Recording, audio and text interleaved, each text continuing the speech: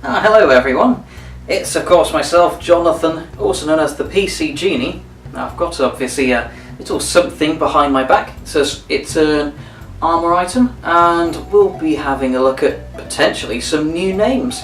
In fact, I'm going to have a competition, just basically anything in the comments below for suggestions of names, something catchy and cool, you know, that kind of thing, and I'll be picking what sounds the nicest and going with that for maybe some future videos. Never know, might become an iconic part of the channel, or I might just throw it in a bin at a later date, you never know, but we'll see.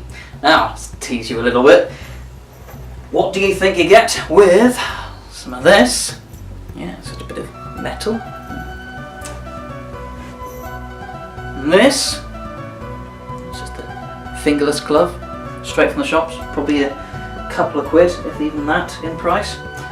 And you got this thread, just ordinary thread, nothing special about it. Well, we get this, of course.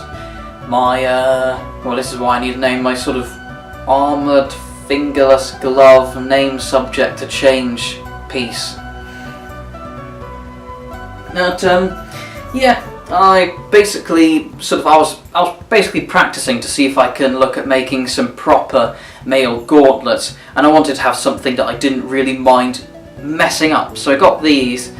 It's basically an old fingerless glove. I don't even know where the other one is. That's how old it is. Got a bit of a rip like here in the thumb. It's a bit old and ragged, so I thought I don't mind if I completely mess it up, but I've done a few things in the meantime. So while you're thinking of names, let's talk about the design on this. So obviously I was designing it with the maille to cover the right areas on the back, so it's got that coverage. Again, I'm practicing for the real thing, so I'm trying to be as authentic as possible. So I've got areas like, you'll see it goes around almost to the palm of the hand, around here on the thumb, and around here on the edge of the hand. So I'm trying to make sure that even when I've got something like a weapon gripped here, you'll see that it covers most of the angles that I might have been struck from. And of course, if you imagine a version that I might be doing at another time with full fingers, which I'd be using for, you know, things like maybe sparring or just showing, it's going to have plenty of coverage, but of course have full finger dexterity in the meantime. Now, I've got a few things like here you see between the finger and thumb, it might look a bit weird because the rings, let's give you a best angle, this is it, because it doesn't quite look even and symmetrical, but that's because I was actually testing it wielding things like a hatchet or a sword like this, and trying to see what covers it, because often you get weapons and things that slide down, might catch. So in the practice I was trying to see what I can cover without the ring starting to interfere with the grip. And it was very fascinating actually, seeing where the rings needed to go. And of course, same kind of thing going on between the fingers. Now in terms of its general construction, like I say, it's got a cheap sort of acrylic glove. It's just £1 or £2 in the shops. For a real thing, I'd recommend a leather glove, or perhaps something made of linen, or something realistic, perhaps wool as well, but nice and tightly woven. So something like this is going to be more prone to ripping apart, and I do worry about it a bit as I use it, but it shouldn't fall apart since I'm not going to use it for fighting. It's, as I say, because it's so loosely woven, it's not as tough, so I'd recommend either full material like leather or something tightly woven like tough wool. Beyond that, I used butted rings, which are these that I've got. In fact, I will give you a ring to the camera so you can have a closer look. Let's see if we can get the camera to focus.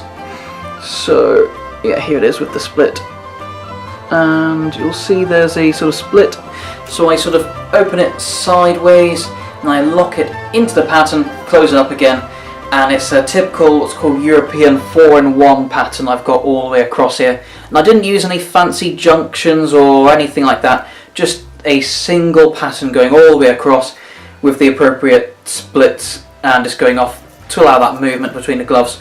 But technically I could have just fastened it all together and made it into a mitten style glove, which is historically accurate. And in terms of thread, I used cheap sort of standard thread, but maybe something thicker and stronger might help keep it more securely. Just apart from that, as a final note, I did obviously sew it along the edges and seams to keep it together, but because holding it at certain angles and moving it can start to wobble and move and droop a bit, one thing I find helps when you're making it to sort of keep it in place, you know, to stop it from moving about too much while you're still trying to make the bloody thing, is making what I call anchor points. So you probably won't see when I give a close-up, but along here on this line, and I think around here as well, I actually did some stitching as well. But it has the added bonus of making sure the ring isn't sort of drooping and pulling itself about as I move. Keeps it tighter to the glove along the middle, which also should help with durability as well. So yeah, that's my mock-up armoured fingerless butted maille glove thing, name subject to change, so come up with your ideas, and see you in the next video. Cheers!